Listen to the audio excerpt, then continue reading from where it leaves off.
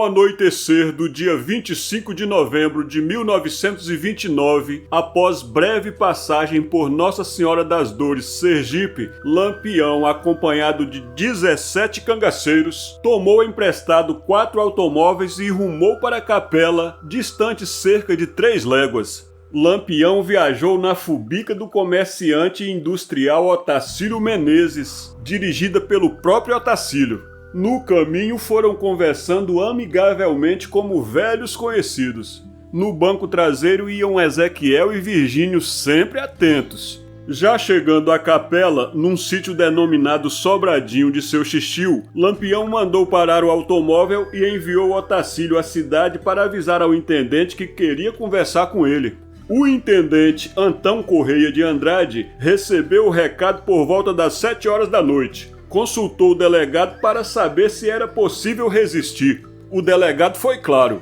Tá doido, Correinha? Nem me fale uma coisa dessa. Eu só tô com um cabo e 3 soldados porque os outros foram com o tenente Elesbão procurar uns bandidos no sertão.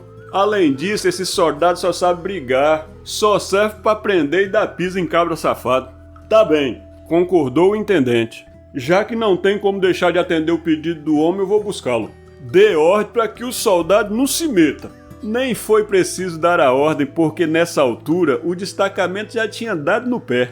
1 hora depois, o capitão Virgulino Ferreira com o intendente à esquerda e tendo atrás de si sua estranha comitiva, entrou tranquilamente na cidade.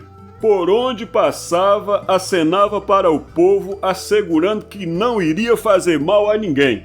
É Lampião que tá chegando, amando, gozando e querendo bem.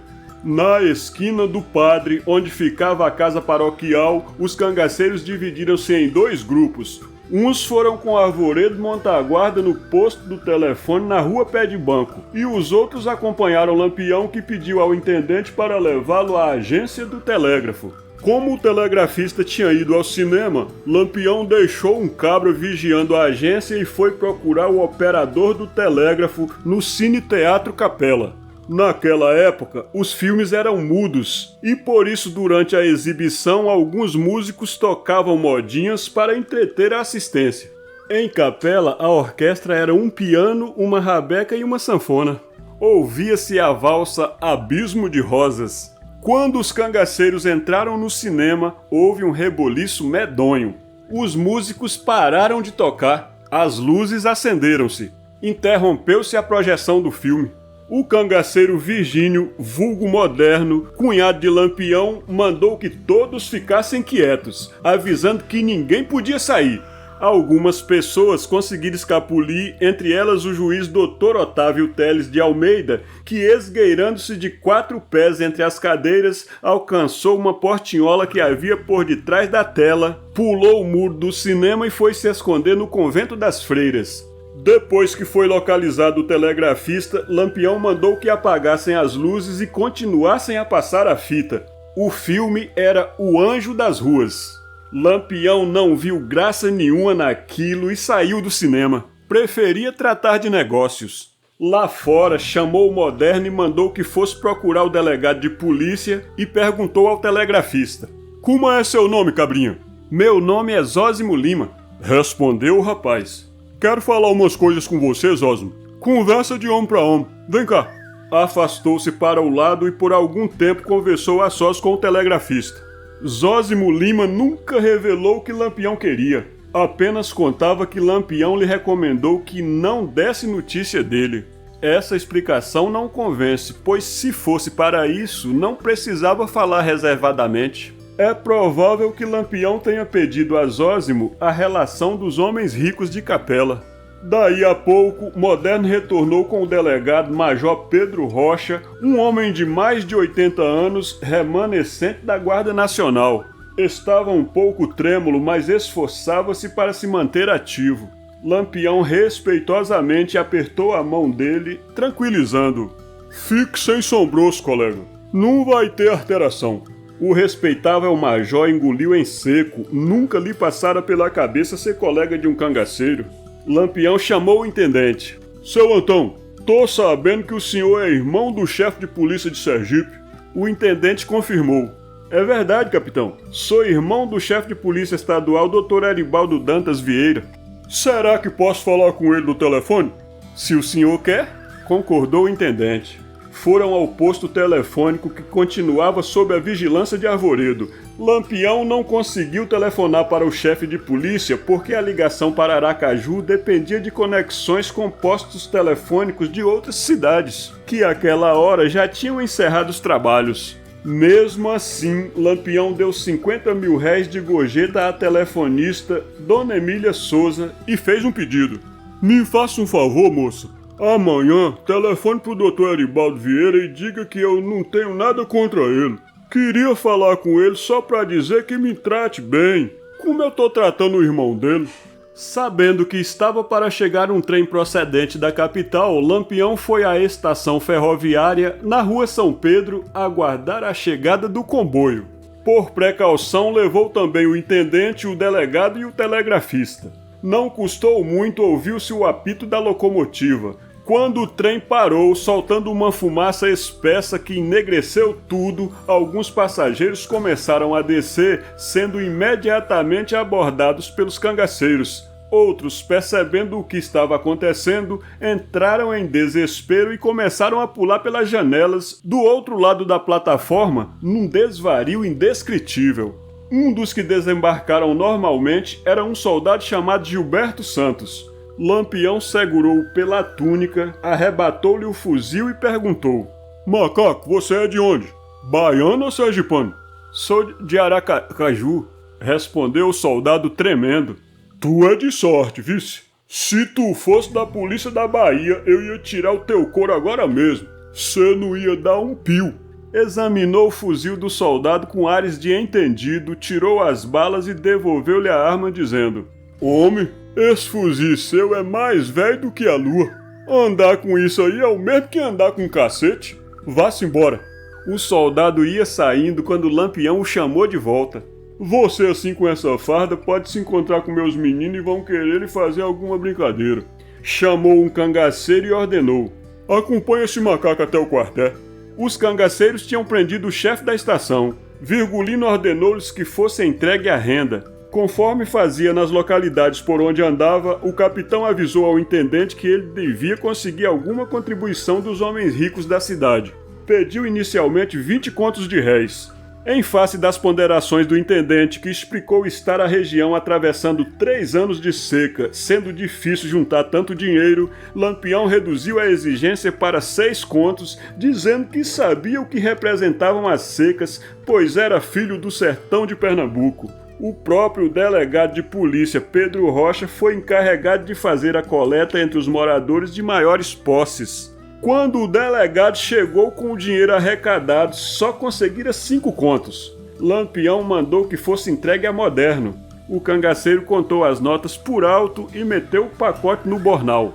Depois dos negócios, era chegada a hora de se divertir, sempre acompanhado do telegrafista por recear que ele tivesse algum meio de se comunicar com outras localidades. Apesar do adiantado da hora, Lampião deu um giro pela cidade. Pediu que abrissem algumas lojas, pois os meninos queriam fazer compras. E de fato os cangaceiros compraram muitas coisas, inclusive joias, nas casas dos ourives Alfredo Assis e Euclides Silva.